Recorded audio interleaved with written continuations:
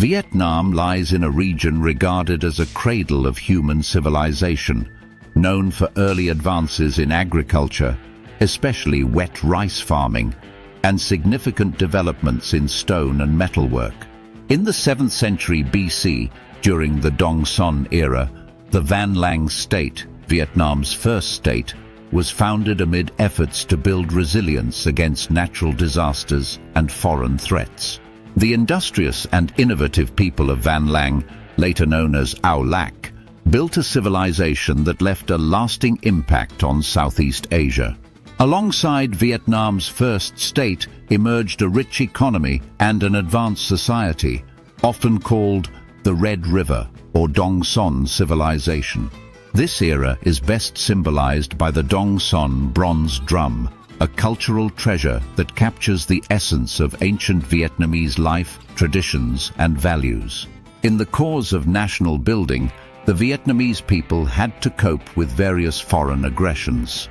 During 12 centuries from the resistance war against the Qin dynasty in the 3rd century BC until late 20th century, the Vietnamese had to launch hundreds of struggles and uprisings against foreign aggressions. The principle of placing the small and weak forces before much larger and stronger ones has become the rule of thumb in the national defense wars of the Vietnamese people.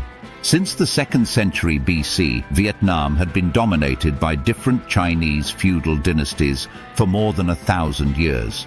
During this period, the existence of the nation had been challenged, giving rise to the spirit of undauntedness and unyieldingness of the Vietnamese people in the struggle to maintain the nation's vitality, to preserve the quintessence of its culture, and to gain national independence. The Bac Dang victory in 938 opened up a new era in Vietnam's history, the era of development of an independent feudal state, national construction and defense. As a result, the centralized administrative state was established under the Ngo, 938 to 965, Ding, 969 to 979, and earlier Li, 980-1009 dynasties. Vietnam entered the period of renaissance and development under the Lai, 1009 to 1226, Tran, 1226 to 1400, Ho, 1400 to 1407, and Le Sceau, 1428 to 1527 dynasties. Dai Viet, the name of the country under these dynasties, was known as a prosperous nation in Asia. This period marked the golden age of Vietnam's history. In economic terms, this period saw the development of agriculture and irrigation with the construction of the Red River Dike and the formation of traditional handicraft villages. In religious terms, traditional beliefs, Buddhism and Confucianism, were considered the three coexisting official religions. One important achievement in the Lai Tran dynasties was the introduction of Nom scripts, Vietnam's own writing system based on the reform and Vietnamization of Chinese Han scripts. In addition, this period also marked the splendid development of education, science, culture, art, history and law. Establishment of Van Mu, Quoc Tu Giam, introduction of Hong Duc Code and complete book of Dai Viet history. This period was called the civilized age of Dai Viet. Thang Long, the old name of Hanoi, was officially recognized as the imperial capital city of Dai Viet, according to the proclamation on the transfer of the capital to Hanoi in 1010 by Li Tai To. From the 16th century, the backwardness and weakness of the feudal regime under Confucius ideology were revealed. Feudalism fell into a decline. While many nation-states in Europe were moving to capitalism, Dai Viet was bogged down in civil wars and divisions, which heavily impeded the country's evolution despite certain developments in the economy and culture. The establishment of towns and ports, and the rapid growth of domestic and international trade between the 16th and 18th century. In the early 19th century, Western capitalist countries entered the period of imperialism and colonialism. Through missionaries and trade, the French gradually dominated Vietnam.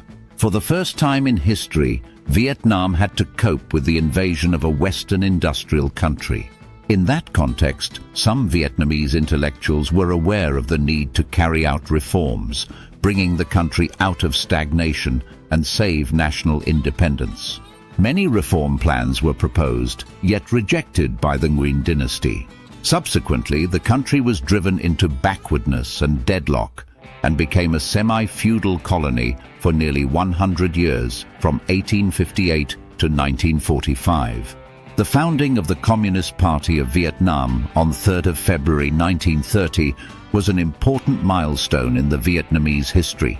In August 1945, under the leadership of the Communist Party, headed by President Ho Chi Minh, the Vietnamese people successfully launched an uprising to seize power, and the Democratic Republic of Vietnam came into being on the 2nd September 1945.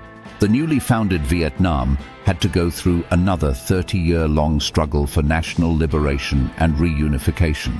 Dien Bien Phu Victory and Geneva Accord in 1954 put an end to the war of resistance against the French colonialists. According to the accord, the country was temporarily separated along the 17th parallel north into two territories, North Vietnam and the South Vietnam, which were expected to be reunified 2 years later with a general election. South Vietnam was ruled by a pro-French and then pro-USA government in Saigon. Though Saigon regime attempted to prevent reunification, it failed to subdue peace and national reunification campaigns. As a result, the National Liberation Front for South Vietnam was founded on December 20, 1964. Between 1954 and 1975, Vietnam had to stand up for national liberation and unification. To support the South Vietnam regime, the US sent military aid and over 500,000 soldiers to Vietnam and started bombing North Vietnam in 1964. To fulfill President Ho Chi Minh's apparition that nothing is more precious than independence and freedom, the Vietnamese people experienced untold hardship and sacrifice. In 1973, the Paris Accord was signed for restoration of peace in Vietnam and withdrawal of the US troops. The war came to an end in spring 1975, as the Patriotic Armed Forces launched an offensive against the Saigon regime, liberated southern Vietnam, and reunified the country. Since then, the unified Vietnam has ushered into a new era of peace, unification, and national construction. Democratic Republic of Vietnam was renamed Socialist Republic of Vietnam on April 25, 1976. In 1977, Vietnam became a member of the United Nations. In the first 10 years of post-war period, many socio-economic targets could not be achieved due to both internal and external reasons. Vietnam's economy fell into crisis and stagnation. People's lives were difficult. At the 6th Congress of the Communist Party in 1986, Doi Moi reform policy was launched with focus on economic reform. This marked an important milestone in Vietnam's new stage of development.